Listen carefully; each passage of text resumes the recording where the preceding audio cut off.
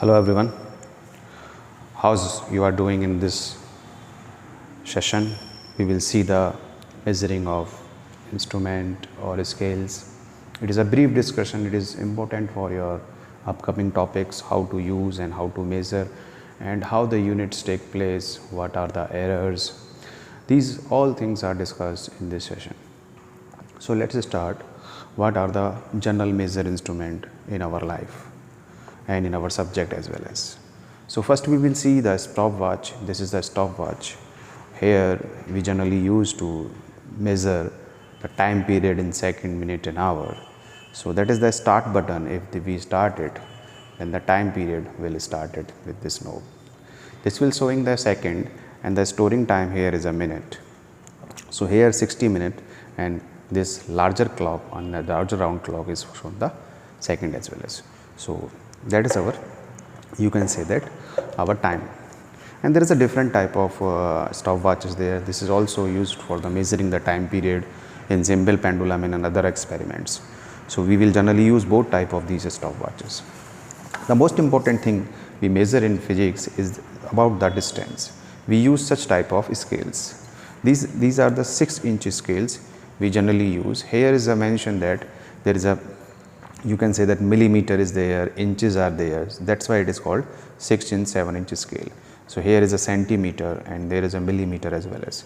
So these are the scales, and one large scale is used in our experiment of potentiometer and all is meter scales. So that's a start from 1, that's a start from 1 and ends about, you can say that after 100 centimeters. So that's why it is called, meter scale. So it is a larger one of the earlier one. So there is a two type of measuring scales we generally used.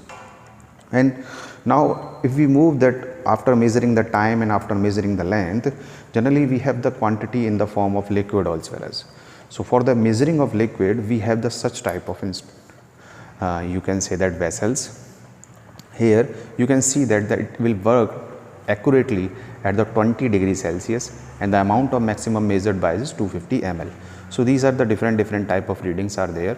We can fill it from here and we can measure the amount of liquid for the different type. It is made of by the different type of glass. The earlier one is made by the plastic. So here you can see that at the 27 degrees Celsius we can make or we can calculate or we can measure the 100 ml, the 100 ml amount of liquid. So we can pour it and we can calculate in this. So by these two devices we are able to understand that how to measure the liquid, and earlier we have measured the time, we have measured the length. In other dimensions sometimes we have to measure the, you can say that diameter. So this is the Vernier calipers. This is the Vernier calipers. These are the jaws. Okay, these are upper jaws, lower jaws.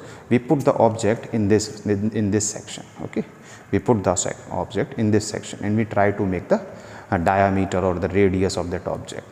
Okay, even we can measure the depth also with this gauge. Okay, with this gauge. This is the main scale, then that is the linear scale as well as.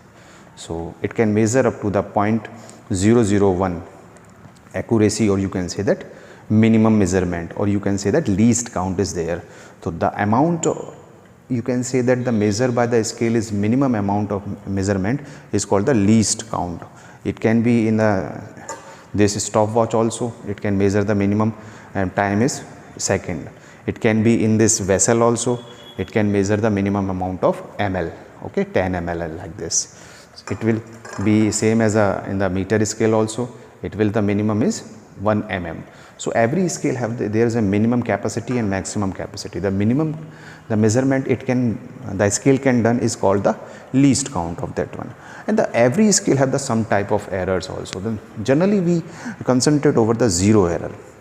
We will try to make it where is a zero error. So we will see that screw gauge and micrometer here. So if we try to find out the zero error here, we turn it and we see that if the zero is not aligning our alignment line, or it is going up and down, so it have the zero error. So initially without putting any object into that system and it is showing some readings, it's called basically a zero error. Zero can be, error can be positive, can be negative. Okay, So in this section we put the object and we try to measure the dia as well as the thickness as well as the radius of that object. So this is our micrometer and screw gauge as well as there is a two basic name is there. And one important object for the spherical object is that is ferrometer. That is ferrometer is used to measure that with the help of these three jaws. There is a three jaws are there and one the central jaw which is connected to the scale also, and it is used to measure the, you can say, the curve shape of that spherical surface. So we use for curve shape, or you can say that radius also, and some type of curve, some type of, you can say that nature of that inclined and up surface. So we can measure with this one also.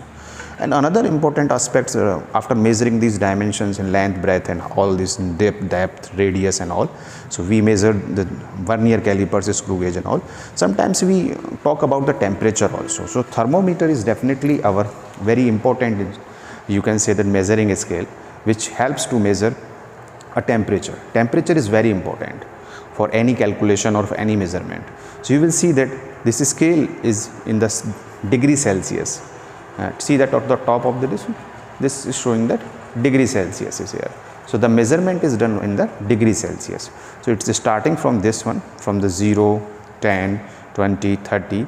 So these are the measure readings in the form of, there is a bottom, there is a mercury is here. So it is basically called the mercury thermometer. And if the heat or some type of, you can say that energy comes from here, and the mercury start to expand in the capillary.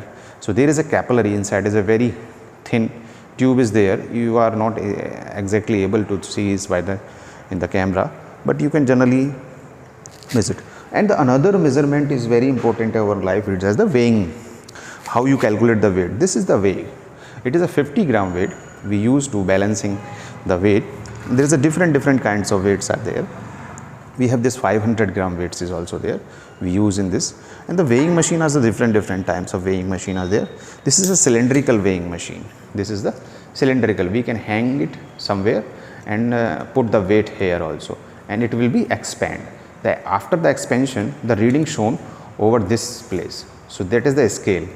That is the scale here which shows the reading. It is in gram and it is some greater value of gram. So it is, you can see that in Newton and gram as well as. So it is showing gram to kilogram. So the topmost reading is 200 gram, 2 kilo, and the lowest reading is 0 gram to 200 gram is there. So every scale have the minimum amount of, you can say the least count and the maximum count. So we can put it weight like there, and it will be hanged. So when it will be hanged, it will moving during that motion, we can take the accurate reading. Okay, so this is a cylindrical weighing machine we generally use for the laboratory purpose is this one. We can hang it at different kinds of weights. So we have the different kinds of weights are there. There is a higher 1 kg weight is there. We can also hang it there, and we can measure the weight is there. So there is a different kind of weights techniques, amount of weights are there. There is another type of reflecting type of surface of scale is there.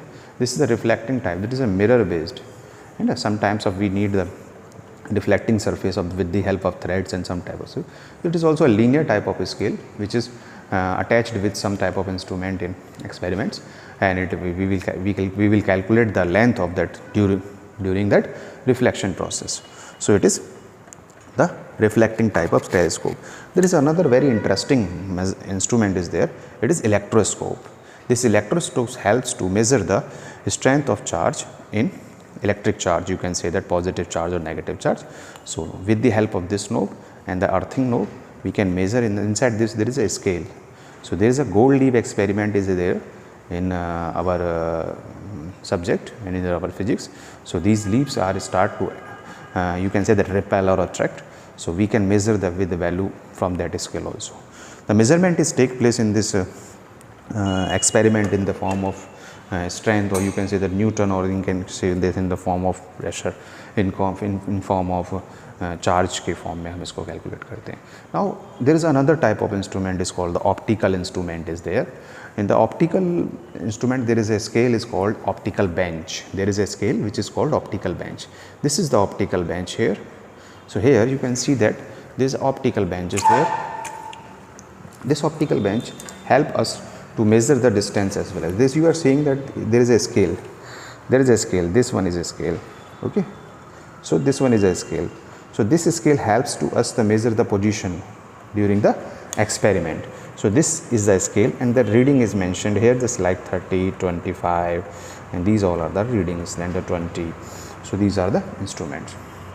So these are the measuring instruments we generally use in our experiments and day-to-day life, which helps us to measure the length, breadth, height, depth, temperature, time, or you can say that volume. So everything is there. So thank you very much for joining me, and read it and understand it carefully.